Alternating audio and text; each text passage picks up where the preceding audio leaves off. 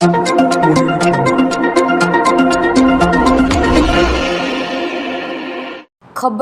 સરકારનું પોષણક્ષમ અનાજ જે વાતો સાથે ગંદકીનું સામ્રાજ્ય. સ્થાનિક મહિલાએ જનતા રેડ કરી કર્યો હલ્લાબોલ. સુરતનું સરકારી અનાજ સંગ્રહ કરવાનું મોટું ગોડાઉન, સચિનની બેદરકારી આવી સામે. અનાજમાં ઘર સુધી ધનેડા જીવાતના વિડીયો બનાવ્યા. તમામ નિયમો નેવે મૂકી સરકારી અનાજ રામ ભરોસે. સમસ્યા એક જ છે, આ ગોડાઉન છે સચિન વિસ્તારમાં આરોગ્ય સરકારી ગોડાઉન છે, સરકારી અનાજનું ગોડાઉન છે. ત્યાં રોજ સાંજ પડે 5-6 વાગે એટલે બધા જીવડા આજુબાજુની સોસાયટીમાં ફેલાઈ જાય. આખી રાત હેરાન કરે છે અમને. ખાવામાં આવે, પીવામાં આવે, નાકમાં ઘૂસી જાય, આંગણવાડીમાં અનાજ જાય, સરકારીમાં અનાજ જાય ને આવું અનાજ અમારે અહીંયા અમને આ ગોડાઉન જ અહીંયા જોઈતું નથી.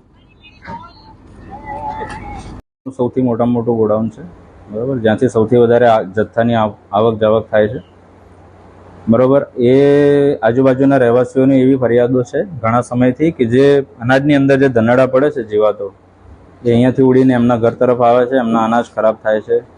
રોજિંદી જિંદગીની અંદર પણ તકલીફો ખૂબ જ થઈ રહી છે એના લીધે.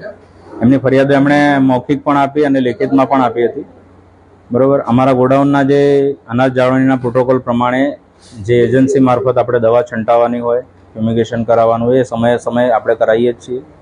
આ બધી રજૂઆતો ઉપર સાહેબને પણ કરી છે અને એમના તરફથી પણ જે સૂચનો મળ્યા એ મુજબ આપણે કામગીરી કરી છે, બરાબર. પણ જથ્થાનું જે રોટેશન છે છેલ્લા 2-3 મહિનાથી આપણી પાસે જથ્થો ઘણા પ્રમાણમાં આવેલો છે, બરાબર. એનું રોટેશન જે સ્પીડથી થવું જોઈએ એ એના કરતાં થોડુંક ઓછું છે, જેના કારણે 1-2 મહિનાની અંદર આ પ્રોબ્લેમનું સોલ્યુશન આવી જશે, બરાબર. આ ચોમાસાની ઋતુ છે, આ સમયમાં મહત્તમ પ્રજનન એ લોકોનું જોવા મળતું હોય.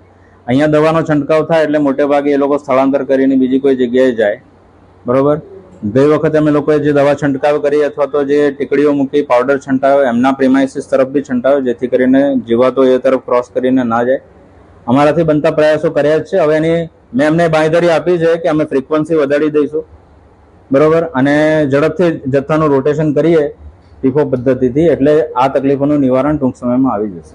ગોડાઉનમાં પાણી છે અને પાણી